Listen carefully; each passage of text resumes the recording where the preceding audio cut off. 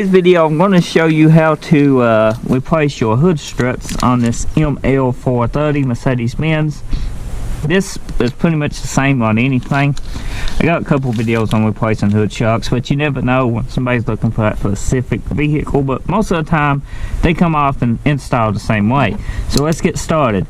First thing you want to do is remove your old ones. Take you a little one way or something. Grab this tab, pull up on it, and that unlocks it.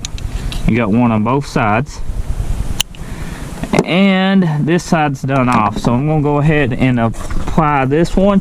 Now get somebody to hold the hood for you when you do this, because this can be dangerous and it can be painful and all that good stuff. So let's just pop in like so. Well, that was easy. Did I put that on backwards? I put that on backwards. Whoops. It helps if you watch stuff like this, but you can see it's easy to remove. I thought it was.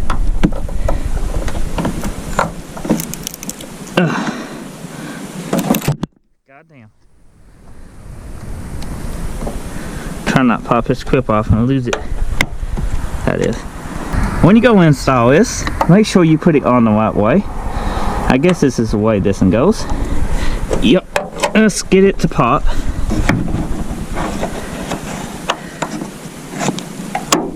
There we go. That one fits much better.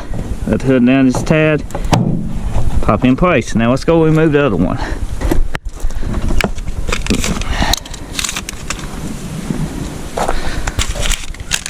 Now with any new shocks, you want to move your hood up or down a few times to make sure you're going to work. And get them lubed up good before they're new. Pretty good shocks. I mean, they ain't name brand, but they just cheap shocks from online. These is like 20 bucks for the set. These cheap ones work out just fine. Give you plenty of years of usage.